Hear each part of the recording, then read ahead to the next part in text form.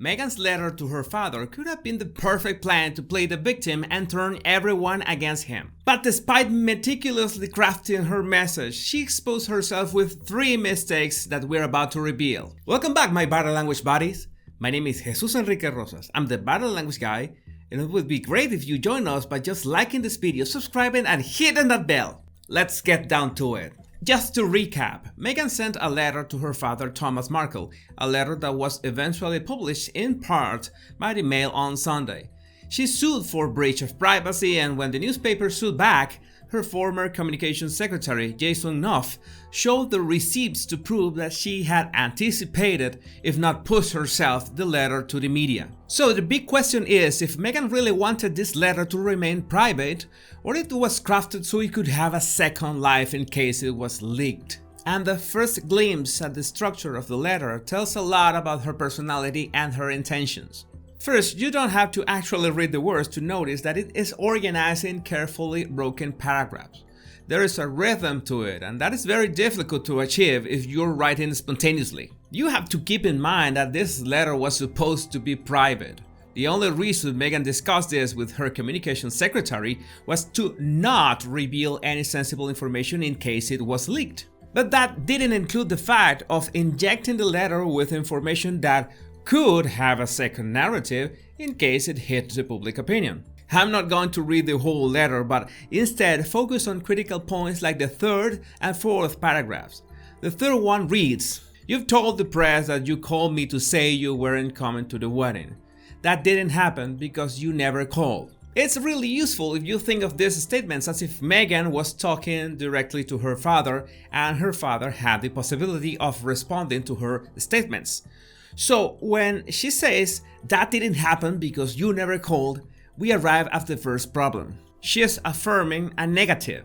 You never called. She cannot be sure that he never called. That's not how logic works. It's like you're a scientist and you claim that there are no purple pigs in the world. You cannot prove that. You can prove the existence of at least one purple pig, but you cannot prove their non-existence. That's what means that you cannot prove a negative. And for such a meticulously crafted letter with so careful handwriting and picking the exact words, making such a reasoning mistake really stands out. Even more so when you read the 4th paragraph. You've said I never helped you financially and you never asked me for help, which is also untrue. Okay, now she's affirming a positive event. She's affirming that she did help her father financially. So there must be receipts of that, right? She has the opportunity to prove a point, saying that, for example, she sent cash, checks, Bitcoin, anything, but she doesn't. Now we haven't even arrived at 50% of the letter and we already see a big problem here. 2 claims from Meghan that her father supposedly lied to the tabloids, but one of them cannot be proven and the other one, the one that can be proved, doesn't add any support. But well, anyone can make mistakes, right? But it's strange that paragraphs 6 and 8 just fight each other in a blunt contradiction. Number 6 reads, "I have only ever loved, protected, and defended you, offering whatever financial support I could, worrying about your health, and always asking how I could help." This is why I tell you that you should imagine that Meghan is talking directly to her father and says this. Or maybe you can imagine that you say this directly to any of your parents. It sounds a lot like trying to rub it to their faces, which again was not the intention of this letter. Remember that the intention of this letter is supposedly making Thomas Markle not talk to the tabloids anymore. Making a full summary of everything that Meghan had done for him was not going to cut it. If anything, it would have the opposite effect. But what paragraph 6 was really good for is to present Meghan as a loving, protecting, and defending daughter.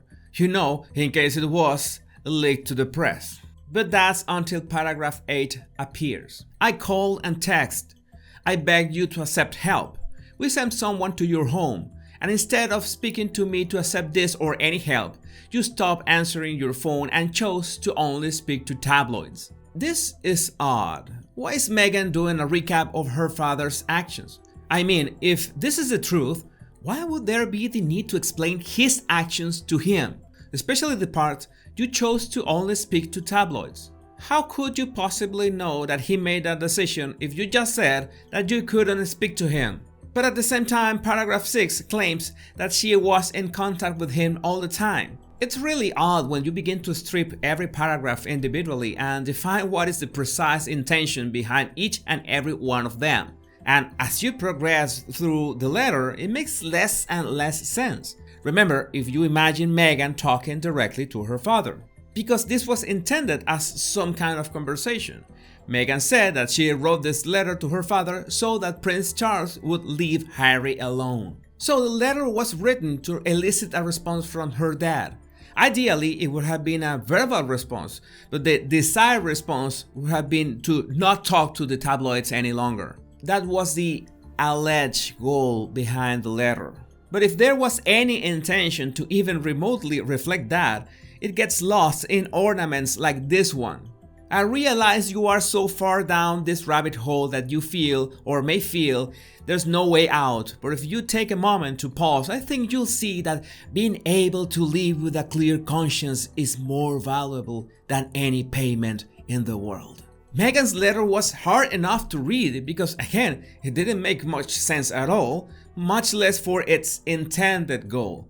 But if she was holding back with the condescending tone, she just let it free in full force with that last sentence. I think you'll see that being able to live with a clear conscience is more valuable than any payment in the world. Well, there is one way that this letter can make sense, and for those of you who have the experience of being in a narcissistic relationship, you know that one of the ways they manipulated you was trying to embarrass you publicly. If they had something to tell you, they were not going to do it privately. No, they would make sure to do it as public as possible and with the most emotional impact to you as possible while presenting themselves as the victims. And you were always expecting the next public outburst. Now, so far, you were imagining Meghan and her father talking directly, she addressing the situation and expecting a reaction from him.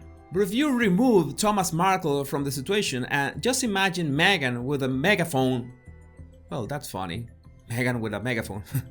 If you imagine Meghan with a megaphone shouting her victimhood to the public, then this letter makes perfect sense. She is the victim. She wants everyone to see her father as the perpetrator, and even the royal family were involved because she claims to write this letter because of their pressure. That's why Meghan explains things that should be obvious to the person she's talking to and doesn't explain the ones that she could. Because she did not really write this with her father in mind.